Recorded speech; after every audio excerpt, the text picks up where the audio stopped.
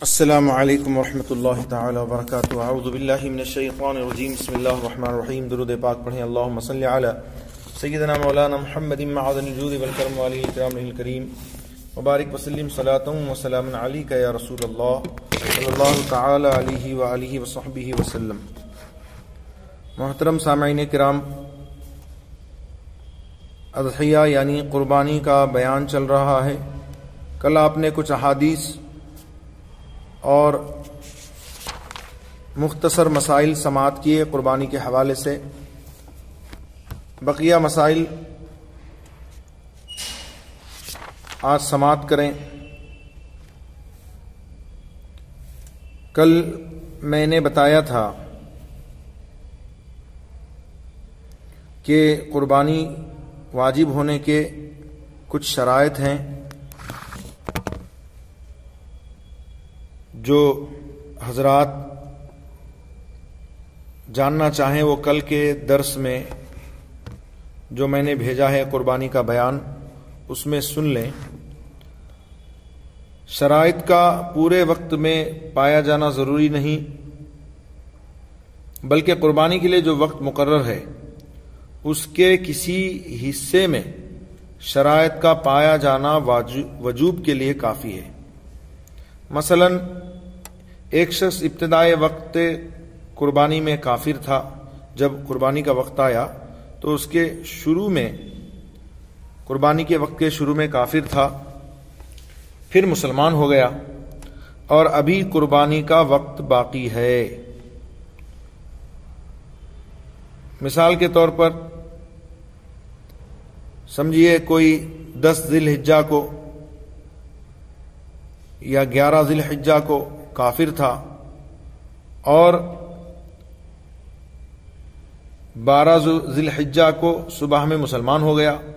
تو ابھی چونکہ شام تک قربانی کا وقت ہے تو اگر اس کے ساتھ دوسرے شرائط بھی پائے جائیں، یعنی وہ مقیم ہو اور مالک نصاب ہو، آزاد ہو وغیرہ،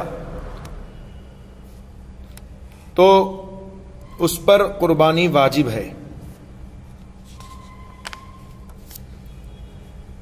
قربانی واجب ہونے کا سبب وقت ہے. جب وہ وقت آیا اور شرائط وجوب یعنی قربانی واجب ہونے کی شرطیں پائی گئیں تو قربانی واجب ہو گئی. اور اس کا رکن یعنی قربانی کا رکن ان مخصوص جانوروں میں کسی کو قربانی کی نیت سے ذبح کرنا ہے.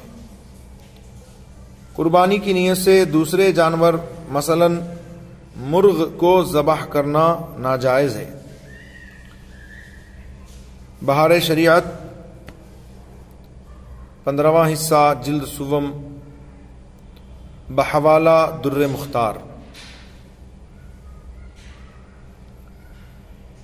جو شخص مالک نصاب ہے لیکن وہ مقروض بھی ہے، قرض دار ہے، اور اس کے مال سے اگر قرض کو ہٹا دیا جائے، قرض کی مقدار کو مجرا کیا جائے یعنی ہٹا دیا جائے تو نصاب نہیں باقی رہتی، تو اس پر قربانی واجب نہیں. اور اگر اس کا مال یہاں موجود نہیں ہے اور قربانی کے دن گزرنے کے بعد وہ مال اس کو ملے گا تو قربانی واجب نہیں ہے. بحوالہ عالمگیری.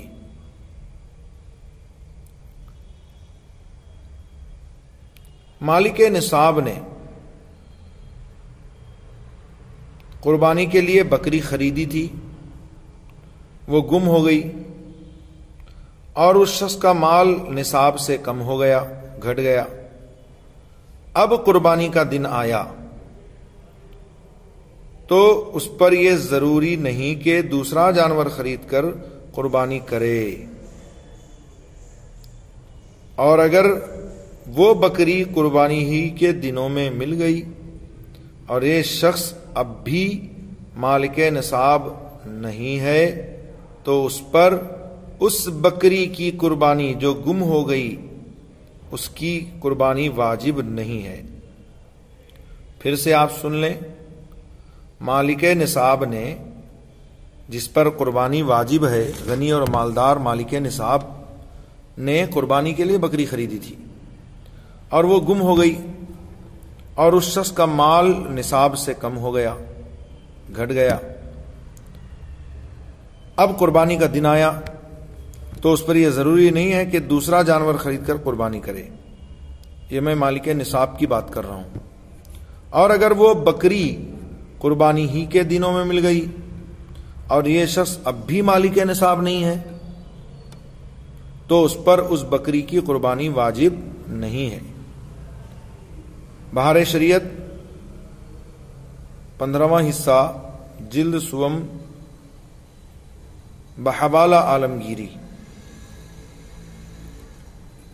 ایک مکان جاڑے کے لیے ہے، سردی سے بچنے کے لیے ایک مکان بنایا، ایک مکان گرمی کے لیے کہ گرمی کے دنوں میں وہاں ٹھنڈک رہتی ہے تو وہ وہاں رہے گا، تو ایک مکان جاڑے کے لیے ایک مکان گرمی کے لیے، تو یہ حاجت میں داخل ہے۔ ان کے علاوہ اس کے پاس تیسرا مکان ہو جو حاجت سے زیادہ ہے، اگر یہ 200 درہم کا ہے تو قربانی واجب ہے، تقریباً وہی 7.5 تولہ سونا یا 52.5 تولہ چاندی یا ان دونوں میں سے کسی کی قیمت۔ تو اس میں کہا گیا کہ جو شخص 200 درہم یا 20 دینار کا مالک ہو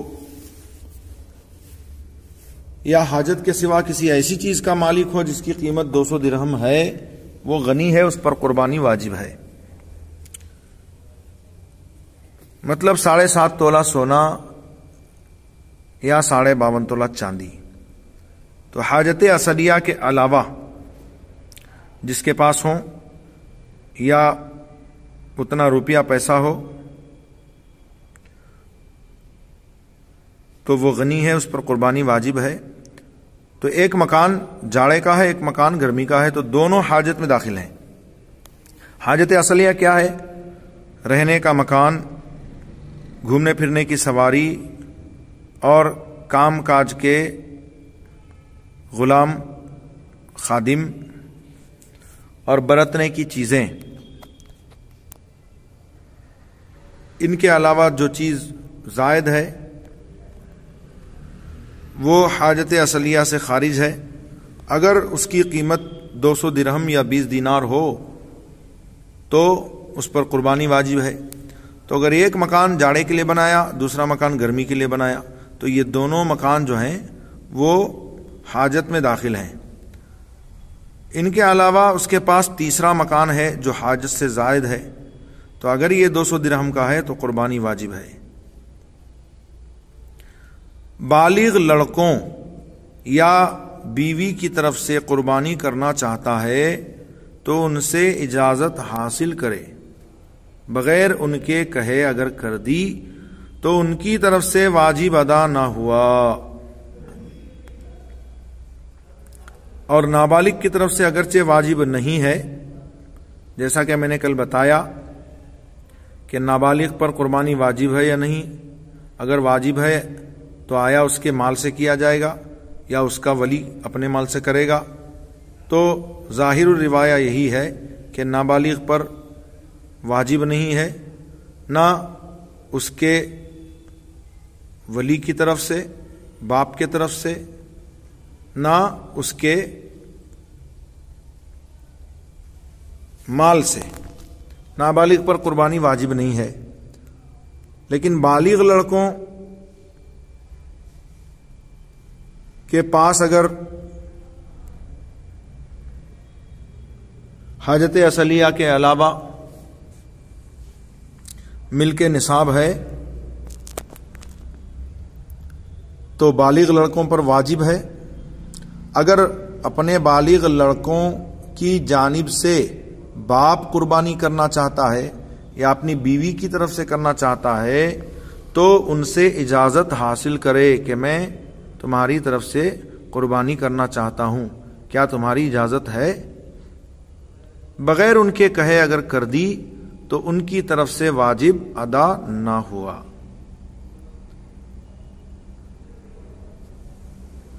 یہ ضروری نہیں ہے کہ 10ویں ہی کو قربانی کر ڈالے، اس کے لیے گنجائش ہے کہ پورے وقت میں جب چاہے کرے۔ لہذا اگر ابتدائی وقت میں، شروع وقت میں اس کا اہل نہ تھا، وجوب کے یعنی قربانی واجب ہونے کے شرائط نہیں پائے جاتے تھے، اور آخر وقت میں اہل ہو گیا، مطلب پہلے مال نہیں تھا اس کے پاس، بعد میں مال آ گیا، قربانی کا آخری وقت ہے، مثال کے طور پر 12 ذی الحجہ کو شام سے پہلے پہلے، مغرب سے پہلے پہلے اس کے پاس اتنا مال آ گیا کہ وہ مالک نصاب ہو گیا، تو اس پر واجب ہو گئی۔ اور اگر شروع وقت میں واجب تھی اور ابھی کی نہیں، اور آخر وقت میں شرائط جاتے رہے تو واجب نہ رہی۔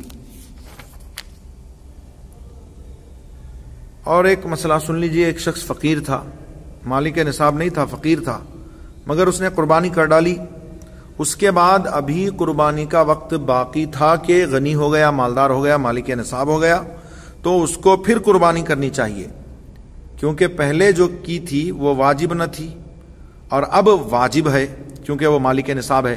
پہلے چونکہ فقیر تھا، مالک نصاب نہ تھا، لیکن اس نے قربانی کر ڈالی، تو چونکہ اس پہ قربانی وہ واجب نہیں تھی، لہٰذا اب مالک نصاب ہونے کے بعد، غنی ہونے کے بعد اب وہ دوبارہ قربانی کرے گا۔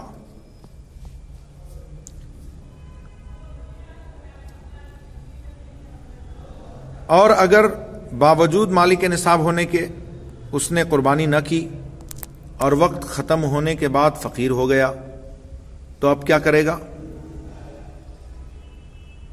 پہلے اس نے قربانی کر ڈالی جب وہ فقیر تھا، پھر اس کے پاس مال آ گیا، مالدار ہو گیا، غنی ہو گیا، مالک نصاب ہو گیا، تو اب اس پر قربانی واجب تھی لیکن اس نے نہ کی اور وقت ختم ہونے کے بعد فقیر ہو گیا، تو اس پر بکری کی قیمت کا صدقہ کرنا واجب ہے۔ یعنی وقت گزرنے کے بعد قربانی ساقط نہیں ہوگی تو اس کی قیمت وہ صدقہ کرے گا۔ قربانی کے وقت میں قربانی ہی کرنا لازم ہے، کوئی دوسری چیز اس کے قائم مقام نہیں ہو سکتی۔ مثلا بجائے قربانی کے اس نے بکری یا اس کی قیمت صدقہ کر دی، یہ ناکافی ہے۔ البتہ اس میں نیابت ہو سکتی ہے، یعنی خود کرنا ضروری نہیں ہے بلکہ دوسرے کو اجازت دے دی اور اس نے کر دی، تو یہ ہو سکتا ہے کہ اس نے بھائی کہہ دیا کہ میری طرف سے تم قربانی کرنا، اور اس نے اس کی طرف سے قربانی کی، تو یہ ہو سکتا ہے۔ شرکت میں یہ ضروری مسئلہ ہے، بہت سارے لوگ اس سے غافل ہیں، غور سے سنیے گا۔ شرکت میں یعنی چند لوگ شریک ہو کر کے ایک گائے کی قربانی کیے، چند لوگ شریک ہوئے، انہوں نے گائے خریدی کہ ہم لوگ آپس میں مل کے قربانی کریں گے، تو ضرور ہے کہ گوشت وزن کر کے تقسیم کیا جائے۔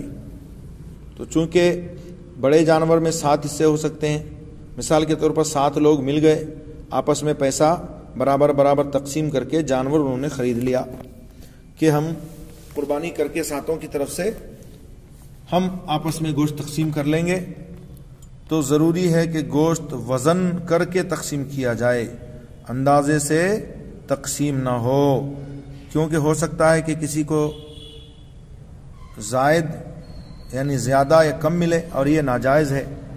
یہاں یہ خیال نہ کیا جائے کہ کم و بیش ہوگا تو آپس میں ایک دوسرے کو کہہ کر کے معاف کروا لیں گے، وہ معاف کرنے کا حق ہی نہیں ہے اس کو، کیونکہ یہ حق شرع ہے کہ اگر 7 لوگ مل کر قربانی کر رہے ہیں ایک گائے کی تو 7 حصے بنیں گے، تو سب کو برابر برابر حصہ ہونا چاہیے وزن کر کے، تو ایسا نہیں ہو سکتا کہ کسی کو زیادہ ملے کسی کو کم، تو آپس میں کہہ دے کہ بھئی مجھے اگر زیادہ ملا ہو تو معاف کر دینا، تجھے اگر کم ملا ہے تو میں نے اپنا حصہ معاف کیا۔ تو چونکہ شریعت کا حق ہے، اس کا حق نہیں ہے، تو وہ معاف کرنے کا حق ہی نہیں رکھتا۔ وما علینا الا البلاغ المبین وآخر دعوانا الحمدللہ رب العالمین۔ امید ہے آپ حضرات اس درس کو خود بھی سنیں گے اور دوسروں تک شیئر کریں گے۔ اللہ تعالی ہم سب کو احکام شرعیہ پر عمل کی توفیق دے، سچے مذہب اہل سنت و جماعت مسلک اعلیٰ حضرت پر قائم رکھے اور اسی پر خاتمہ بالخیر نصیب فرمائے۔ وما علینا الا البلاغ